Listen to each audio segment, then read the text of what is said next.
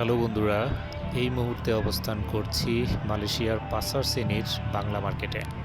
So একটা ফ্রুটসের দোকান আপনাদেরকে দেখানোর চেষ্টা করলাম। এছাড়াও দেখুন কিছু লোকাল মালয়েশিয়ান আছে, গান গাইছে। একটু গান শোনার চেষ্টা করলাম। অনেক সুন্দরভাবে গান গাইছে তারা। চলো, আমাদের জার্নিটা এখান থেকেই শুরু। এর আগের ভিডিওগুলো আপনারা দেখছেন পাসার সেনি নিয়ে। এর আগে একটা ভিডিও আমরা প্রকাশ করছি।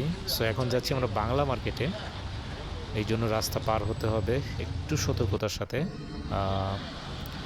অবশেষে আমরা রাস্তা পার হইলাম, মাঝখানে আটকে গেলাম আর কি, পার হইতে পারি না এখনও পুরোপুরি। সো দেখে শুনে কিন্তু রাস্তা পার হতে হবে। অপেক্ষা করছি, এই রোডে এর আগেও আসা হয়েছে, বাট কখনো ভিডিও করা হয় নাই।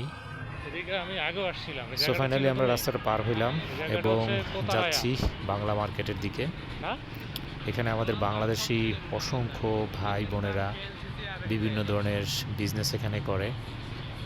এটা দেখতে পাচ্ছি যেটা সামনে ছাউনির মতো, এটা একটা বাস স্টেশন আমরা বলতে পারি, লুক লাইক বাস স্টেশন। এছাড়াও অলিগলি আছে অনেক, তবে একটু অপরিষ্কার অপরিচ্ছন্ন লাগছে। এর আগের বার যখন আসছিলাম তখন এটা অনেক পরিষ্কার পরিচ্ছন্ন ছিল। এখন বিকালবেলা, আকাশ একটু মেঘলা, এই জন্য একটু অন্ধকার অন্ধকার মনে হচ্ছে, যেহেতু পুরো জায়গাটাই হচ্ছে ছাউনি দিয়ে ঢাকা, এই জন্য। সো আমরা হাঁটছি, এই যে আশেপাশে যত দোকান দেখছেন রাস্তার এই পাশে ও পাশে, সব বাংলাদেশি ভাইয়েরা হচ্ছে এখানে বিজনেস করে তাদের। সব বাঙালিদের আস্তানা এখানে।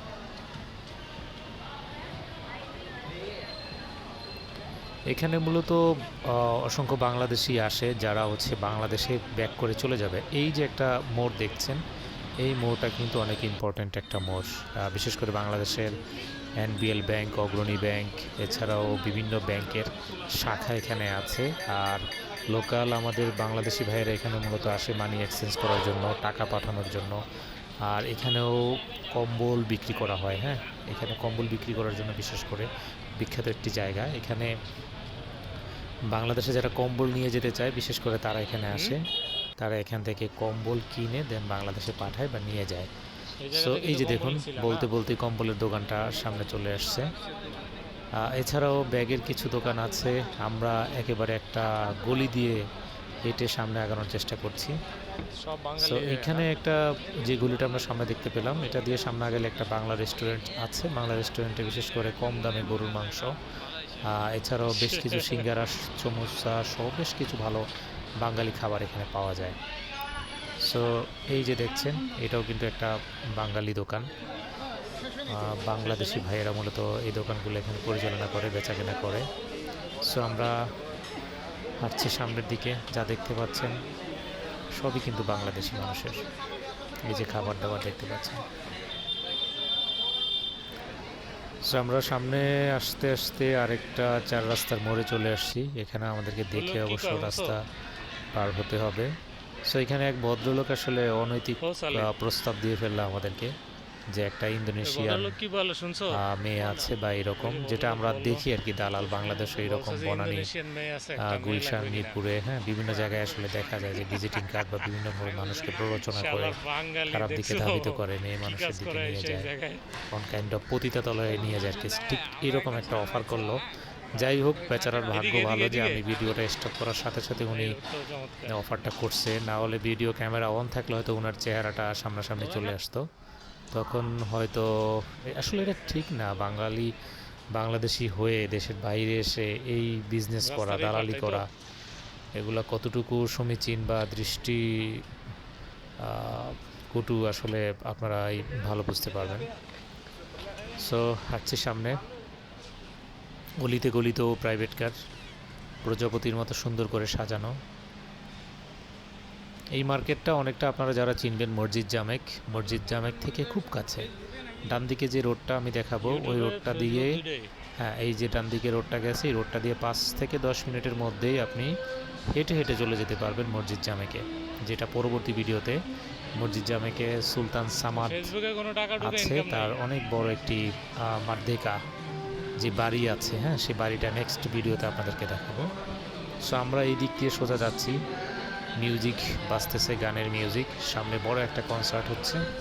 সো কনসার্টের গান হচ্ছে, আমরা কনসার্টটা দেখব। এছাড়া ওই ভিতরের গলির মার্কেটটা আপনাদেরকে দেখাচ্ছি, অনেক ফুলের দোকান আছে এখানে। বেশ কিছু স্ট্রিট ফুডও এখানে বিক্রি করা হচ্ছে।